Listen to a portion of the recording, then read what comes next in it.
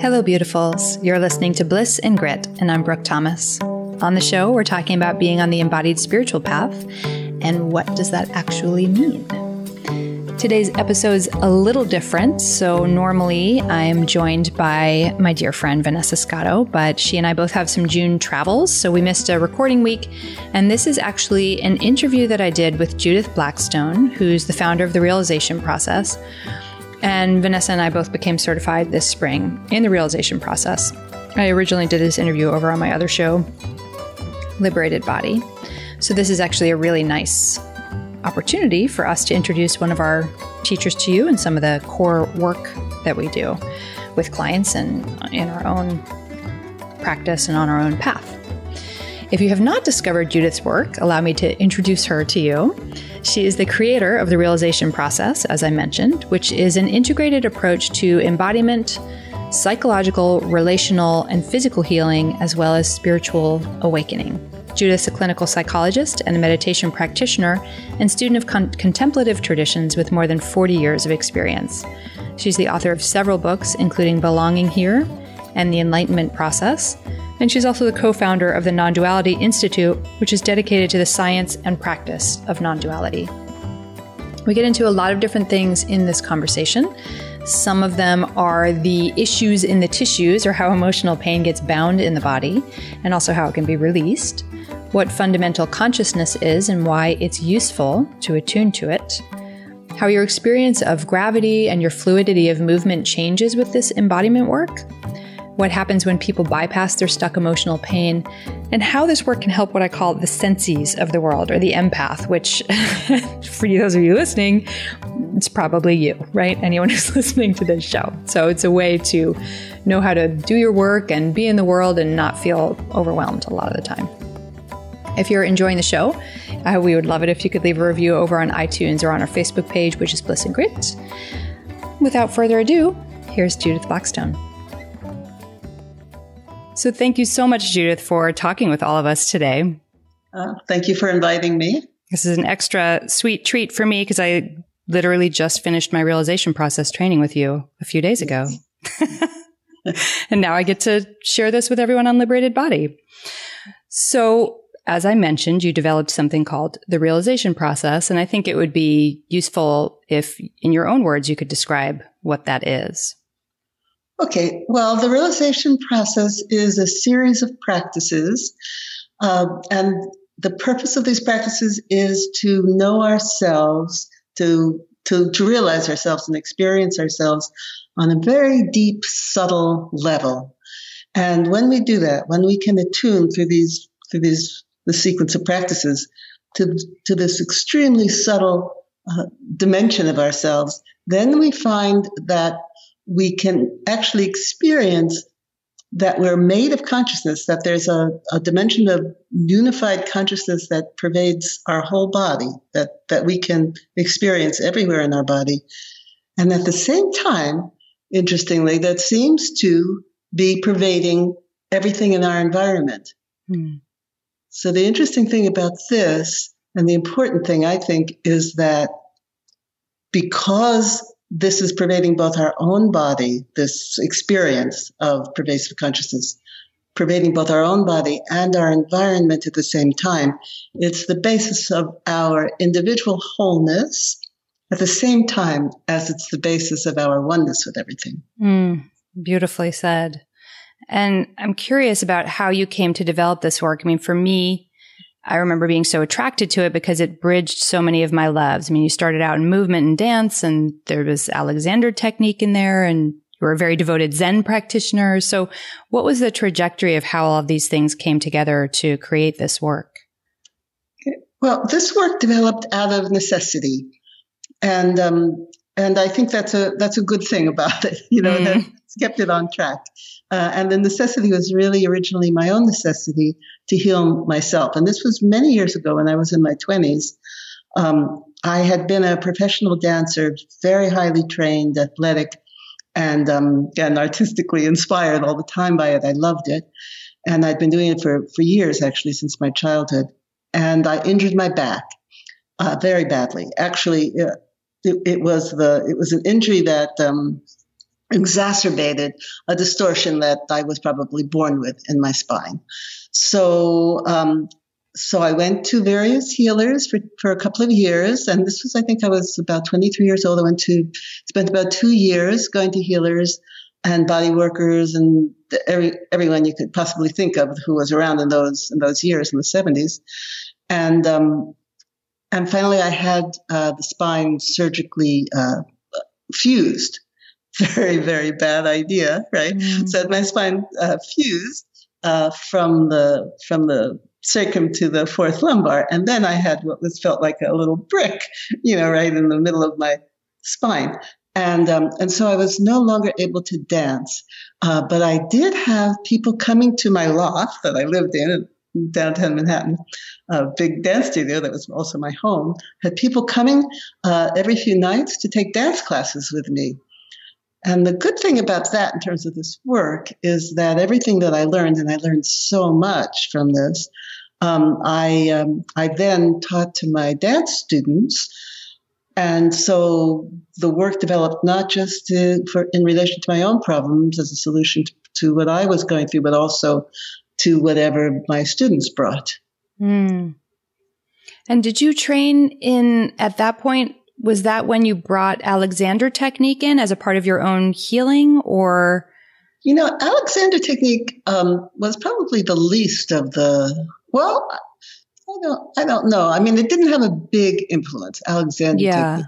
I was a dancer. Right. I went around to a lot of different healings. The Alexander technique was one, polarity was another, Rolfing. I did many things. No one could quite get at this big chunk of fusion that I had in my spine. And so I realized that I was kind of on my own with it. And I lay on the floor of my loft and had many experiences of energy, all kinds of things that I had never known about, which, of course, other people knew about, but I had not yet discovered. But I also realized that I had to attune to myself on a very subtle level in order to get any sort of fluidity within this bone fusion. And that subtle attunement really led to the development of the work. Now, I did train as an Alexander teacher, and I trained with a very talented woman called Lydia Yohei, who was doing her own version, really, of Alexander technique. So it was already a little bit removed from classical Alexander technique. I did train for a year at the Alexander Institute, but didn't go all the way through my studies, but did train with Lydia. And I think what that taught me was that the mind has a very strong influence on the body, that you can tell the spine to straighten, and to some small extent it will. And also what Lydia knew was that she could touch into the holding patterns, or I've been calling them holding patterns, the tensions in my body. And she would wait until she could feel the direction of the tension. And that's a very interesting thing, that within the tension there was directionality, right? And then she would, instead of trying to undo that direction, she would give it a little bit of nudge further into that direction.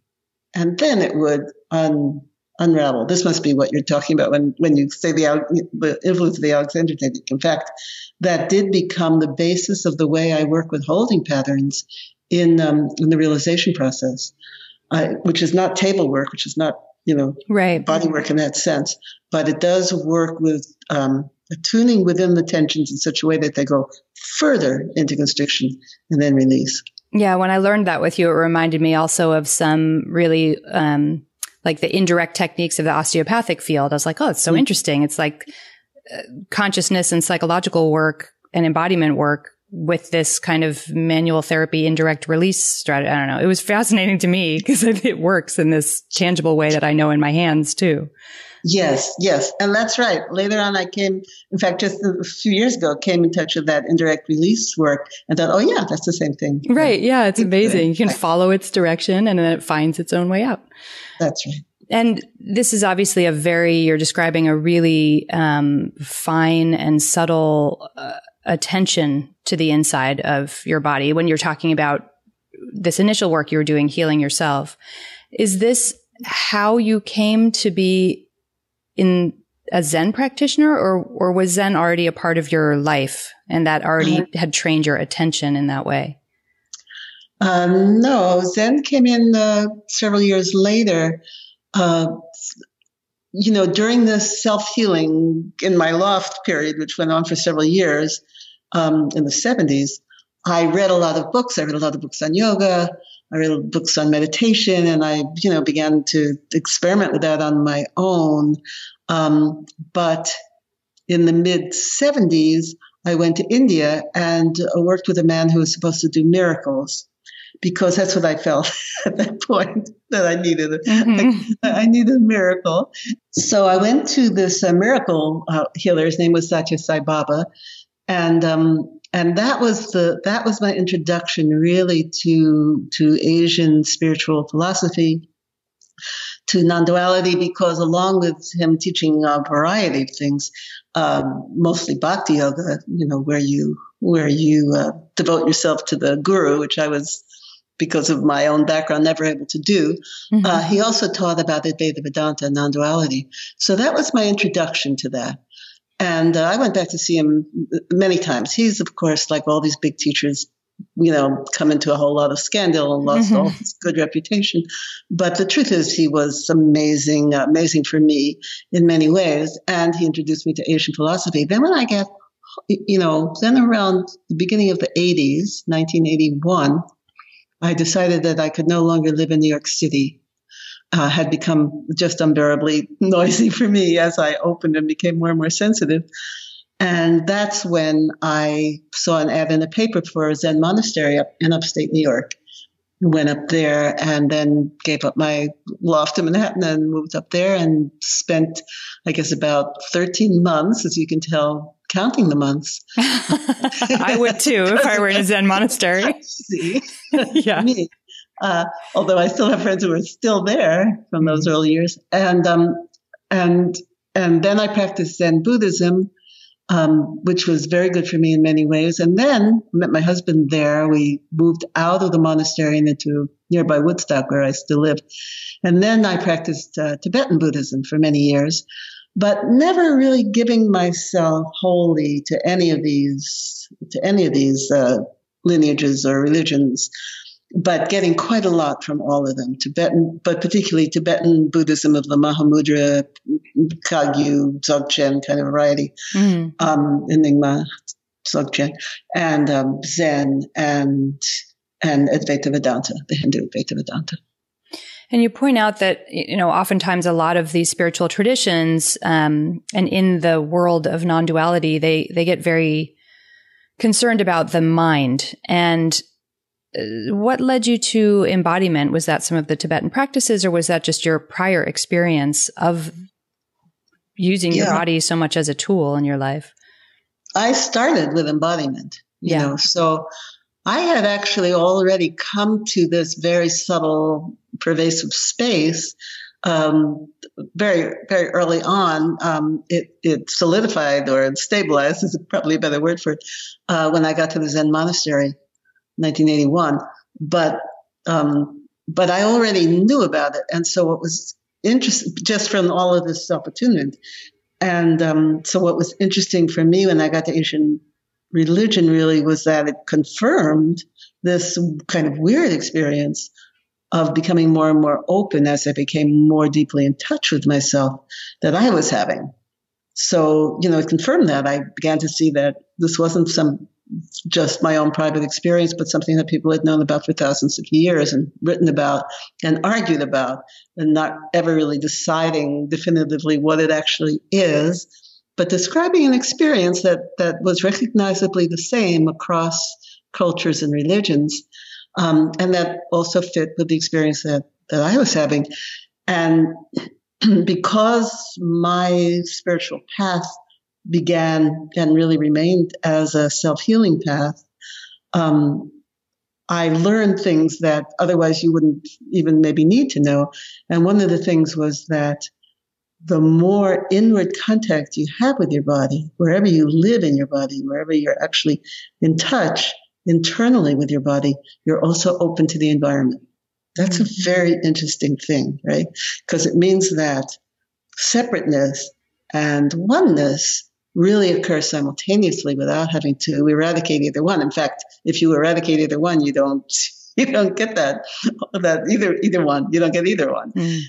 Obviously, wholeness, and it's obvious to me, but it doesn't seem to be obvious to everybody. Unity, self-other unity, must include one's own self, right? If it's only realized outside of oneself, then it's not really oneness. So this very, very fine consciousness, which interestingly, we really can realize, we really can attune to it. We don't know what it is. When I say we don't know what it is, I mean that the main spiritual traditions don't agree on what it is. And science can't yet really find it. So we don't know what it is. But we definitely can experience it. And it's a very strange experience because it's an experience of permeability. Both our body is permeable, which, okay, that makes sense. But also the objects around us is permeable. And you're describing what you would say in the realization process is like attuning to fundamental consciousness. Is that correct? Yes. So I call it fundamental consciousness. It has so many names in the spiritual literature of the world. It's been named and named. And for me, and again, so 20 years for me of embodiment work and to heal myself, wounded healer story, like so many of us have. But when I first experienced your work through the recordings that you did on Sounds True of the realization process. But when I was in the room with you for the first time at the beginning of the training this fall, and you led us through the basic practice of attuning to fundamental consciousness, that experience of the body being made of space and that the space pervades you, and what you're talking about, that, everything is pervaded by this consciousness. It was almost in that moment, that first moment, like this ecstatic feeling, this just quite amazed to be totally in myself, but also to realize that I'm not a solid lump. Yes, it's an amazing experience. I'm not at all lump-like. That's right. In fact, there's no lump in nature. It's all completely open and permeable like this. Apparently, we have to say apparently because, metaphysically, I have no idea. But definitely we can experience it like that. Yeah, it's amazing. And one of the things, so I've been a Rolfer for many years, that we spend a lot of time pondering, and we're not alone in our field, is what people call the issues in the tissues. And the realization process deals pretty directly with emotional pain being bound in the body. So I'm curious, how do you think we bind pain into our tissues, or how would you describe the process that happens? Well, here again, I can describe the experience, I can describe the process and even how to release it. And for purpose of release, maybe that's all we need to know.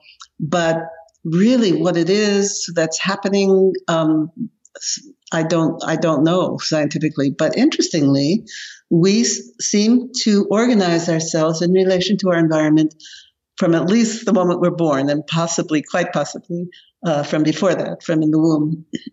But we organize ourselves by constricting parts of ourselves, actually tightening the tissues, probably the fascia. And I'm only saying that because we can do it so deep inside the body. We can do it anywhere within the internal space of the body. And because the fascia seems to be so responsive to the mind, so I'm guessing it's the fascia. And so we constrict those parts of ourselves. Now, when we do, we seem to retain the moment of constriction, or moments, because we often will use the same constriction for different similar circumstances. We'll say traumatic circumstances, but using the word traumatic in this kind of loose way that it's often used today, which just means very bad, very overwhelming, maybe. Yeah. Things that we just can't stay completely present for as children, right? That kind of trauma. So most of our constrictions occur in childhood in reaction to abrasive stimuli, whether it be sensory stimuli such as loud sounds or things that we can't bear to look at, or emotional stimuli emotional vibrations, bad smells, anger in the environment, and repetitive, painful relational events usually with our parents are the most painful or the most compelling, but also with siblings and with peers as we get a little bit older. So that's the main reason. We'll tighten and we'll often hold the emotional experience, the emotion that we're doing this tightening, this constricting, either to hold something back, such as tears or anger, or to hold something out, such as somebody's angry voice or food that we don't want, or that kind of thing, right? And we'll retain the emotions and the memory, and even, so interestingly, the agency, the volition, even though these are non-volitional movements in the sense that they're spontaneous, unconscious movements, very often we can find the agency, the volitional movement, the child's mind that moved into that constriction. When we can do that, we can open this constriction as easily as opening a fist, right? So there seems even to be the moment of agency of moving in, even though the movement itself was unconscious. And so we retain the past in ourselves in this way. Now we also constrict ourselves to mirror our parents, right? Where they're constricted, and we do that we do it spontaneously, of course. So I can't really say there's a reason, but it keeps us in contact. We're part of the family. We all live up in the top of our heads, but not so much in our pelvis, for example, right? Mm-hmm. Where we all live just in our heart. That's how we communicate, and that's where we live. And so the child adjusts to that. In a matching, so like if I have a bunch of family members who are kind of leaky boundaries, mm-hmm. really everyone's always up in everyone else's face, there's just this way that you are like, yes, that's what my people do, and you wind up mirroring that. Yeah. That's right, because you want them to know that you're, because you're in contact with them. That's how we make contact, right? Yeah, you're part of the tribe. You do the same bodily things that tribe does. Yeah. And if you didn't do it, right, if someone is leaking towards you and you pull back, well, that child will immediately see the moment of confusion or hurt on the parent's face, mm-hmm. and adjust. Yeah. Now, I remember talking with you at one point, because I'm in the bodywork field, and you were talking about how, like, the release of these bound memories or emotional pain, and I would say physical pain, because that's a lot of what people come to see me for, it can be temporary unless consciousness or awareness is contacted in that area. And that's one of the ways, I've found that to be true. It's one of the reasons why I studied this work, is that people can heal much more, I would say, thoroughly when there's this contact of consciousness in the area. And yes. I'm curious if you could, I would imagine for some people listening, that's like, what does that look like? Is there a way you could kind of walk through, not like a fake session, but what it might look or sound like to have consciousness contact an area of restriction? Yeah. So of course, when we constrict ourselves, we do that in part to pull away our consciousness from the area, right? So my heart hurts, because somebody's left or died, and so as not to be conscious of that pain, I shut down my chest, right? So one of the things we're doing is pulling consciousness away from the areas that cause us pain or confusion as children. So when we bring consciousness back to the area, that begins in itself to unwind the holding pattern. Now, most of our holding patterns, as we know, the tissues of the fascia become really quite glued together. The consciousness just cannot get in there, right? It's just not enough. That's why you can sit and meditate for a long time, becoming more and more conscious, and your consciousness will just skip those areas that have been constricted without opening them.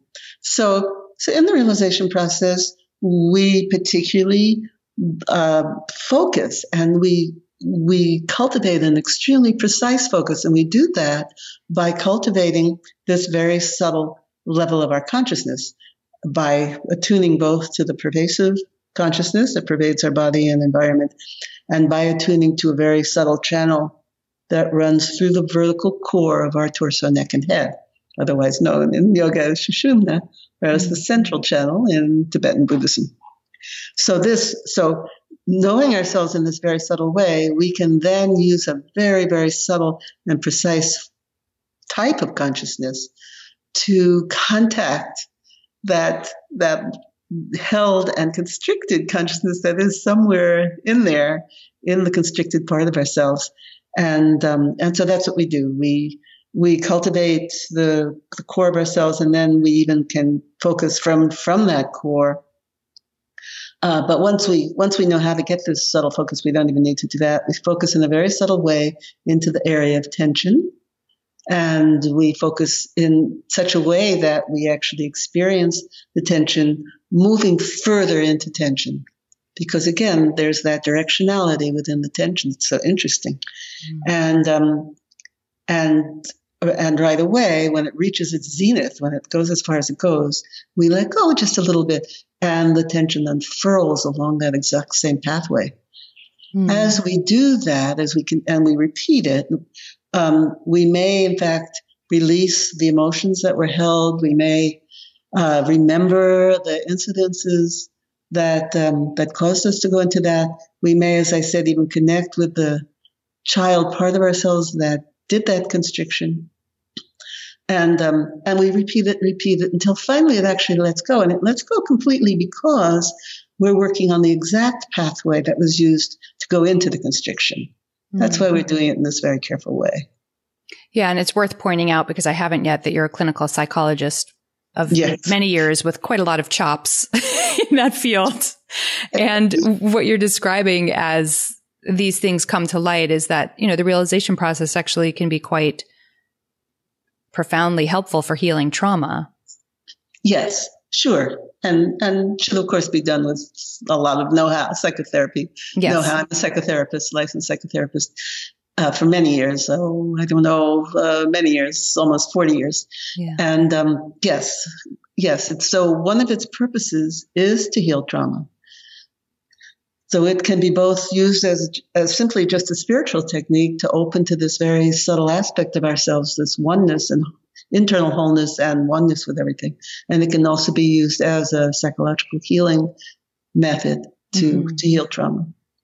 And physically, I think we get so caught up on the physical dimension of the body that we think that, all these funny shapes that we all wind up making or turning into as we get older, why is one shoulder higher than another? Or why is your heel strike different on one leg than another when you walk? And we'll sort of plug these things into, it must be because of, the way you swung a golf club for so long, or whatever the physical level story is. Mm-hmm. But, you're also talking about how these unconscious constrictions that we created to create sort of boundaries to experience, it's a lot of what shapes us, really. Yes, that's right. And because they're unconscious, those parts of ourselves, we necessarily just feel like, oh, well, this is just who I am, right? This is just my normal shape, when of course it's not, And so we can, really keep opening, even if we think we have plenty of emotional experience. There's still room for more and for some real wonderful ongoing sort of contentment, even something kind of low-level bliss deep within the body, and room for more clarity, more flow of creativity as we become more open in that way. Yeah, God knows, I feel like it's just a million little origami folds that you can keep unfolding. It is, forever, I think. Yeah, I'm pretty sure. And with that, with the shape change or the challenges in uprightness that people experience, or the twists in their body, I think a lot of people experience that they're at war with gravity in a certain way. Or a lot of people describe that feeling of, just feeling like they have bad posture or their walk is strange. So how does our experience of gravity change with this work? Because I thought you had some really interesting things to say about that in two of your books. You brought up gravity. Yeah. So the interesting thing is that because we're not solid lumps of matter, gravity isn't something that necessarily just works against us or on us, or that we have to master in some way, pull up, in relation to. We are on some level, made of consciousness, made of energy and consciousness, empty space. And for that reason, we can open to, as we settle to the ground, which is what I'm calling gravity, there seems to be an upward movement of energy that moves up through us, through the whole internal depth of ourselves, and supports the body internally, so that standing becomes much easier. Oh, I went through a very interesting transition for a few years as a dancer when I had, in my 20s, when I had not yet lost my hard-earned technique, strength, but I was starting to know myself internally like this when dance became so easy. It was just unbelievable. You just lift a leg that used to take, like you'd need a crane to do it. Now it would just like go up because, when we're supported with this upward movement that is in exact proportion to our ability to open and settle to the ground, moving, standing, walking, everything becomes almost effortless. Yeah. And fluidity of movement, that it changes our movement so much too, when we realize we're the not lump people, that we're made of spaciousness. That's right. Everything becomes more fluid. In fact, as we know ourselves as fundamental consciousness, which is experienced as stillness. The only thing in life that's experienced as stillness, everything else in life moves. But the more we know ourselves as this stillness, the more fluid everything becomes. So our movement, our emotions move fluidly. And the good thing about that is that we can get to new emotional responses, not the same old emotional response. Our thoughts move more fluidly so that the old tape loops disperse and we get new thoughts and new insights. Everything becomes more fluid. So true. Now, one of the things that I see, like you're describing this organic fluidity of the whole person, movement, emotional life, the way you respond to the world. And one of the things I've seen really commonly, I would say in spiritual worlds, but also for sure in the kind of self-help fields, are these practices that teach people to rise above the discomfort or rise above the world. Or Barbara Ehrenreich wrote a great book called Citing. So bright-siding things. Yeah, just look on the bright side. Right, exactly. My mother used to say, just keep busy. Right. Yeah, totally. I come from a just keep busy background too. If you are a perpetual motion machine. If that did work, it would be fine, I guess. The trouble is, of course, that is these constrictions in the body. They hold this old pain. And so we can think good thoughts. And as soon as we relax that effort of positivity, this buried pain in our body makes itself known. That makes itself known in little ways, even though it's buried in there. If we have suppressed and buried a lot of sadness, for example, in our body, lo and behold, the world will look kind of sad to us, and if that's pointed out, the person will say to you, well, look how sad everybody is, and that will be the what we focus on. So we hold this pain in our body. It's not to be feared, this pain. It's just our normal human, condition. It's so normal. So it's our common experience. So we can't even call it pathology. It's not. It's just the way human beings are. But it will, these pockets of held emotion will color our experience of life, no matter how we train ourselves to think. Not only that, but if we're making ourselves think a certain thing, that's going to keep us from our actual spontaneous thoughts and feelings and responses to life, which is the real richness of life, and our creativity, our insight. So it keeps us in a kind of static position to keep a positive outlook, to hold on to a positive outlook. Yeah. And, I remember you were talking a bit about whether it's in spiritual practices or just the psychological way that we approach the world, that of course it's very common and easy for us to just open more in the way that we're already open.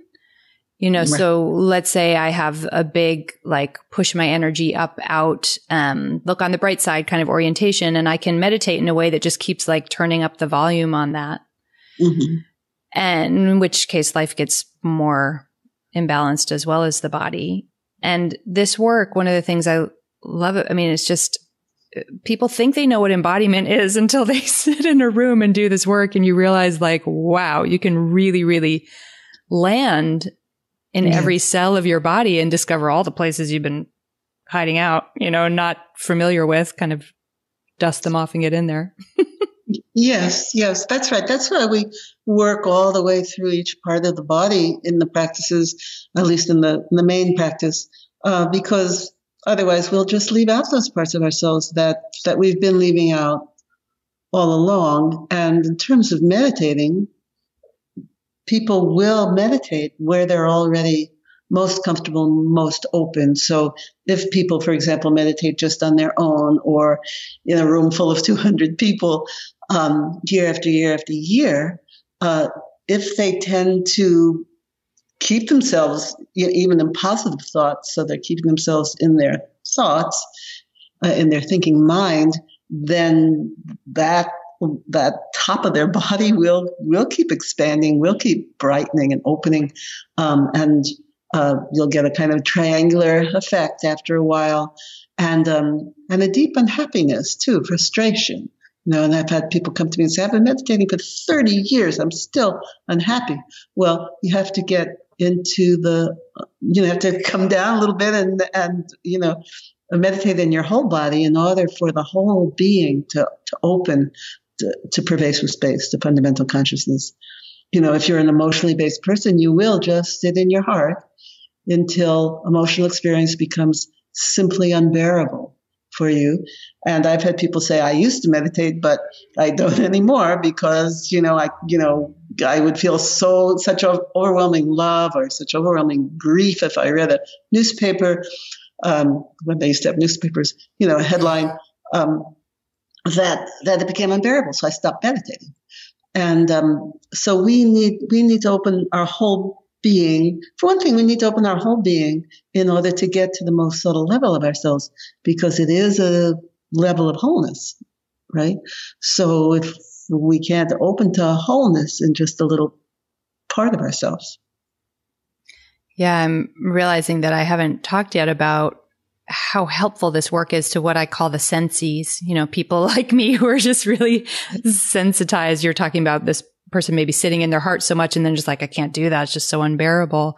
And your book, Belonging Here, is such a really beautiful walk through helping highly sensitive, highly empathic people, which is it's a lot of the people who listen to this show. So that's why I'm letting them know. Yes, our people. Really helpful. And it's really helpful if you can inhabit more of the whole of yourself. You just don't feel so tugged in different directions or more emotional reactivity. You have more spaciousness to meet whatever shows up in life. Right. In fact, you have more substantiality because, interestingly enough, this internal space doesn't feel empty. It feels like someone's home. It feels there's a substantiality to the consciousness itself, and it feels like you, which is a really mysterious thing. It's the same. I think it's probably the same, a very similar experience in all of us, but in all of us, it feels like this is who I am. And so that gives us something to meet the world with, I can remember the first time I experienced that I took up space.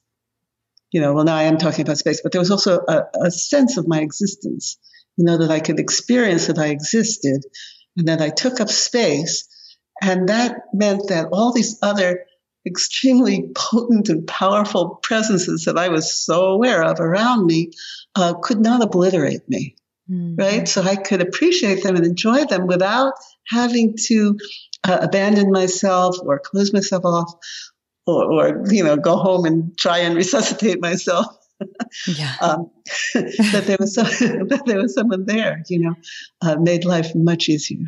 Yeah. And you do that one exercise, the pee passing through. Yeah, that's right. Which is like every sensee's favorite thing in the world, right? Is to, for those of you listening, it's a fake pee, like an energetic, some little ball the size of a pea that you pretend to kind of toss over someone's shoulder and then, maybe through a shoulder, and you can experience yourself as space that it can just pass through, which of course comes in very handy in emotionally charged situations or just overwhelmed at work. That's right.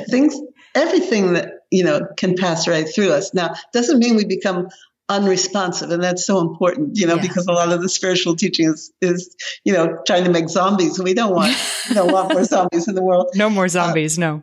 Right.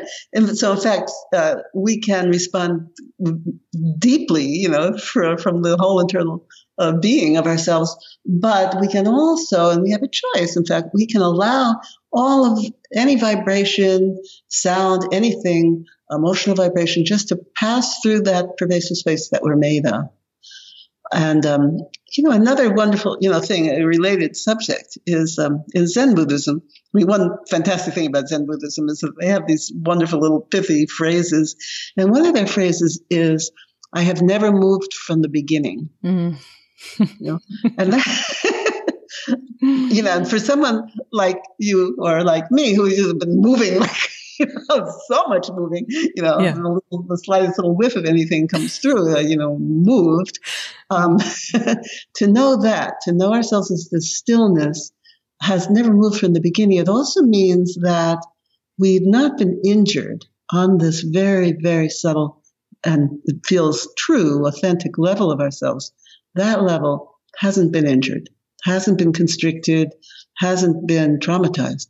So we can find ourselves again on that level, and then we can be in the world, knowing ourselves as that, and anything that might have caused us some sort of injury in the past, emotional injury, can now just pass through. And that part of ourselves that really is stillness, even though it feels like ourself, it feels like who we are, really is stillness. All those vibrations just pass right through. Mm. Well, thank you so much. I'm so grateful for your work in the world. I think it's so profoundly helpful to being human. Thank you. That's my main concern. Good. Yeah. Thank you so much for listening to today's show, and big gratitude again for Judith Blackstone taking the time to make this work, do her work in the world, and also to talk with me for this interview. The show notes, including any resources we mentioned, live at blissandgrit.com. And again, the original release of this interview is on Liberated Body, so you can check that out too if you wish, if you're a body nerd. You can also come play with us, Vanessa and I, that is, Bliss and Grit, on social media. We're at Instagram and Facebook, and we're pretty communicative there. So if you have any questions or want to chat with us, you can also email us at dear@blissandgrit.com. It's a nice place to send questions that you might want to have discussed on the show. If you want to support the show, you can tell your somatic sensey empath friends that it exists, or you can write a review on iTunes, Stitcher, or our Facebook page. Huge gratitude to everyone who's written reviews already. And here's one from Olga Maria Cruz. I am so grateful for this podcast. Weekly, Brooke and Vanessa offer the opportunity to listen in and feel a part of conversations that are authentic, clear, and down to earth, despite their intellectual content and spiritual focus. There's a warm energy to these conversations with plenty of humor, especially when the topics turn heavy or dark. The name is your best clue that the full human experience is honored by this team. No bright-siding, BS, or spiritual bypassing. Bliss and Grit is a highlight every week. Somehow, I'll forgive them for taking this week off, which you had written about a different week, but we'll use it for this week too. Highly recommend for anyone curious about inhabiting their body, mind, and spirit in full honesty. Thank you. We're so honored by that and so grateful that it is coming across that way and being used that way, because the world does not need more bright-siding BS or spiritual bypassing. Thanks so much, and we will be back having a conversation between the two of us next week.